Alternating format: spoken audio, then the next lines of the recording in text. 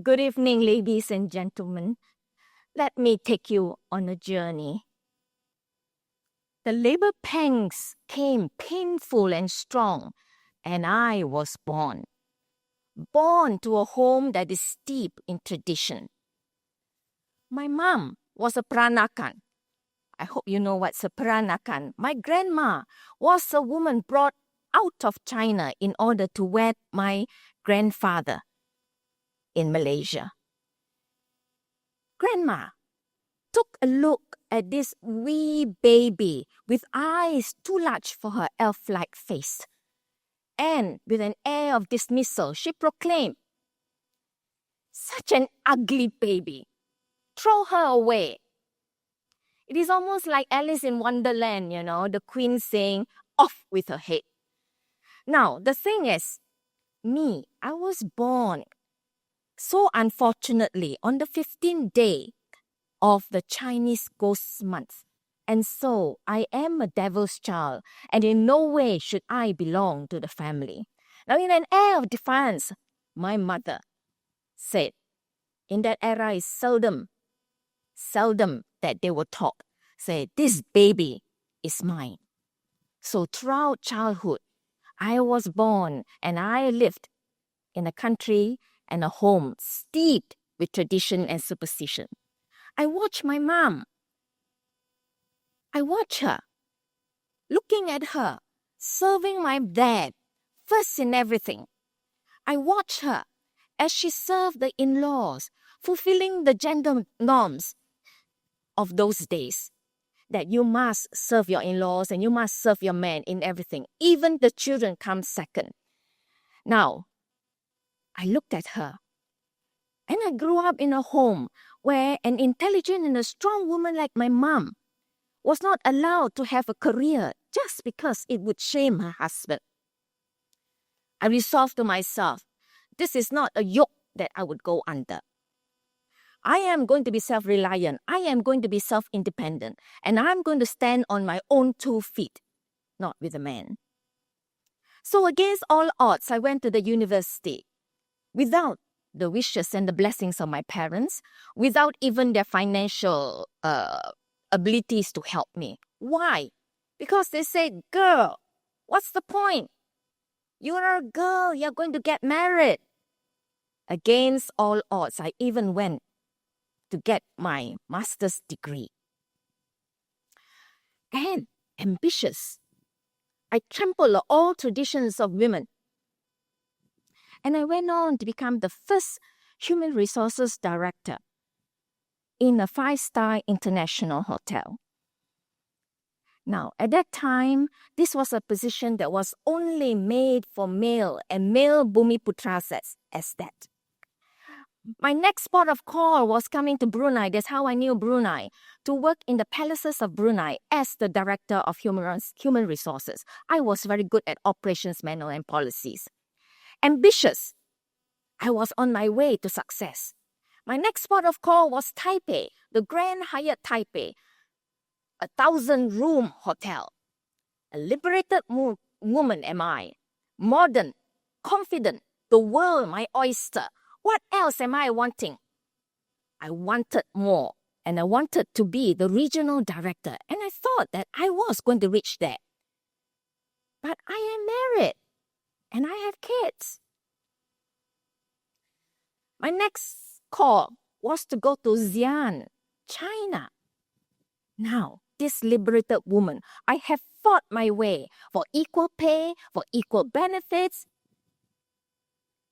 for equality in all that I do because I work hard. What am I going to do now? I am married and I have got kids. I hit the crossroad when I thought of Xi'an. And it hit hard. With all my views of a modern woman, I am grappling with this question that has plagued most women. Is it my career? Or is it my children? But I'm a modern woman, right? I want to claw my way up to the top. That's where I am. That's where I work hard for. And I don't want to be mom. a sudden clarity perhaps. Perhaps it was insanity there at that point in time. A moment of truth perhaps. Is really the essence of a woman a nurturing mom? A nurturing self? In this case, I guess I brought shame to the postmodern woman because I succumb to my heritage. I succumb to my gender difference. And I resign. I stopped going along and I left my high-flying career. I took my boys back under my wings.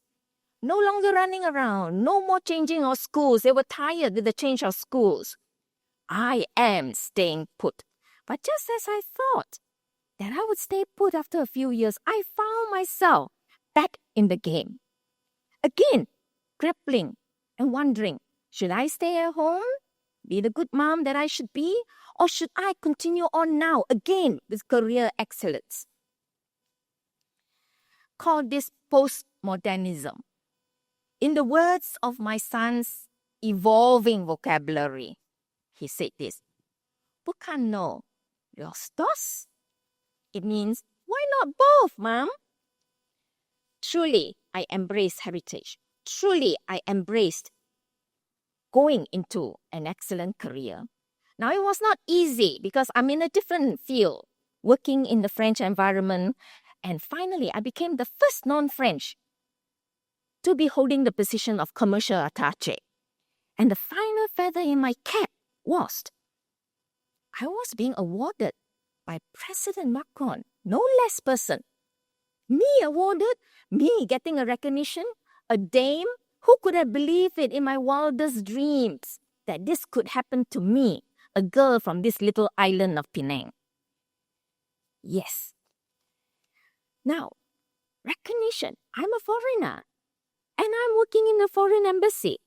After all that is said and done, is modernity and heritage at odds with each other?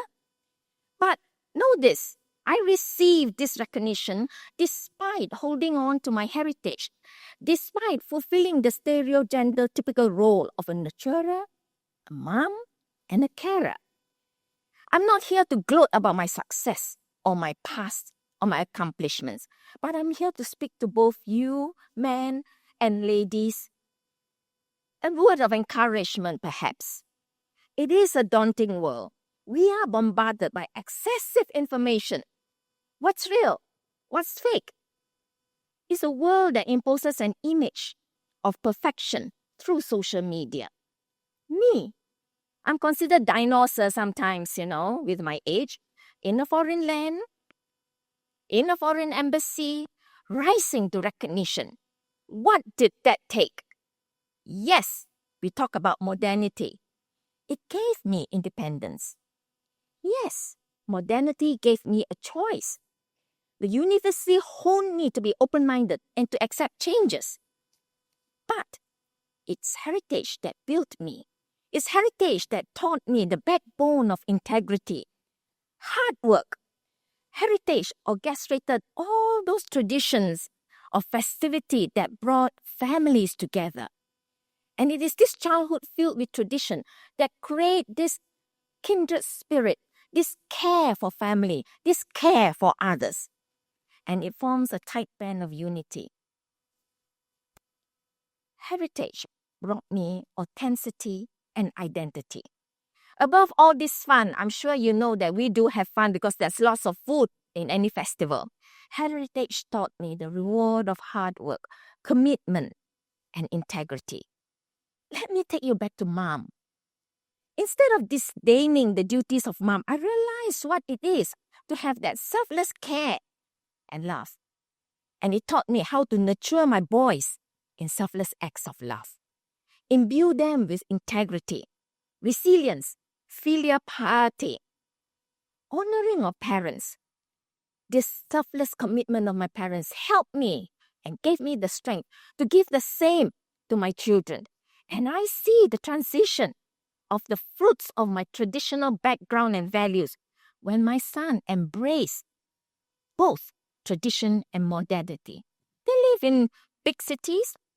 They have got high-flying jobs, but they still embrace in them and focus in them the value of family, the value of filial piety. Because that is what will sustain a caring world. I am mom, adjusting, not sacrificing my children on the career altar. It would be remiss for me to say that I have rebuilt my heritage, the fabric of my identity. In today's business terms, we like to say best practices. Yes, best practices. We take what's best. We hold on to our core values, my heritage, my identity, and we move in this bridge and vehicle that we call modernity. Heritage and modernity, we stride together. Men and women, we need to empower our next generation. So here I am, an accomplished woman, maybe so, but more important, a son who believes in tradition, insisting my granddaughter calls me Nyan Nyan, the traditional word for grandma. Yes, society tells us, we love you only when you are useful. But heritage tells me otherwise. Heritage taught me filial piety. Heritage taught me family unity. Heritage taught me a sustaining world that would care. Because it is the family that is the building blocks of society. Many people feel so lonely in this world. But when you have that heritage and that family, that filial piety, you are never alone. What is the present but experiences and lessons of the past? Ladies and gentlemen, to conclude, I quote this French philosopher, Je pense donc je suis. Pardon my French. I think, therefore, I am. I think, I, integrity, A, authenticity. That's what my heritage formed me. Modern, my vehicle forward. I am me, mindfully evolving. Integrity, authenticity, modern, mindfully evolving. Yes, I am dinosaur age, so they say. But I have evolved from analog to digital. I have sustained by involvement. My heritage has become an intrinsic part of me. I stand so as to give our future generation a lifetime of emotional strength and resistance to face a daunting changing world. Modernity is intellectual, keeping an open mind, adapting, evolving. Heritage? It's your heart. It's your identity. Thank you.